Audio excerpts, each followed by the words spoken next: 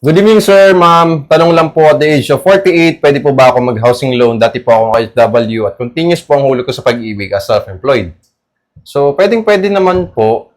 Depende po yan sa ipe-present po natin documents kay pag-ibig kung mag-avail po kayo ng property loan. So, kung mag-avail po kayo ng property sa amin, let's say sa pag-ibig financing, yung 10,000 cash out only, pwedeng-pwede naman po kayo mag-avail as long as yung basic income po natin ay more than 54,000 pesos.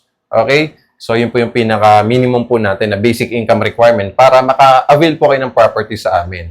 And then, syempre, dahil OFW po kayo, kailangan po, meron po tayong mga requirements na mapaprovide, okay, kay pag-ibig. So, isa po yun sa pinaka-importante para ma-approve po yung property natin through financing ng pag-ibig.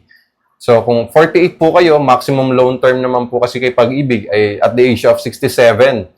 Okay, so ililess lang po natin yung age nyo. Yun po yung pinaka-maximum loan term po natin kay pag-ibig.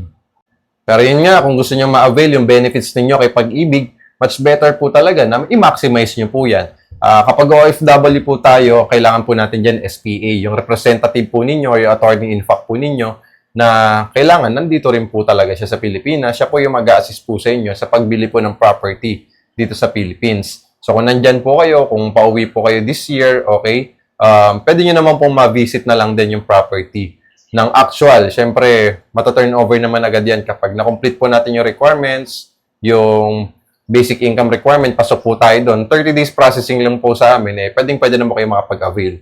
10,000 cash out only po through pag-ibig financing. Kung bank financing naman po, okay, halos parehas lang din ito ng pag-ibig. 25,000 cash out only lang po ilalabas natin. Wala na po tayong spot down payment.